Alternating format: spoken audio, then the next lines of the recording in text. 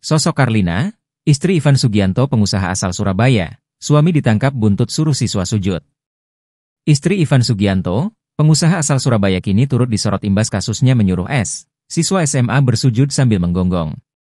Diketahui, Ivan Sugianto memiliki istri bernama Karlina, seorang wanita asal Surabaya. Dari pernikahannya, Ivan dan Karlina dikaruniai anak berinisial Al, yang terlibat masalah dengan korban S.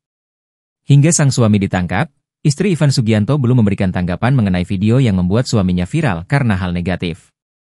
Akun media sosial Karlina pun telah diprivat.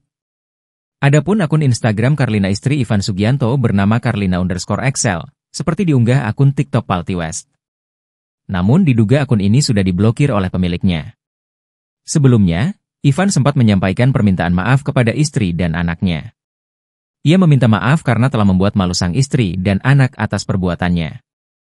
Akibatnya, Ivan Sugianto kini ditahan Polrestabes Surabaya sejak Kamis, 14 November 2024. Ivan Sugianto sendiri merupakan pemilik dari Valhalla Spectacle atau klub malam yang ada di Surabaya.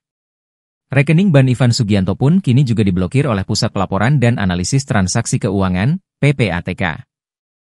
Selain rekening pribadi Ivan, PPATK juga memblokir beberapa rekening yang terafiliasi dengan klub Valhalla Spectacle Surabaya, tempat hiburan malam di Surabaya yang disebut-sebut milik Ivan Sugianto.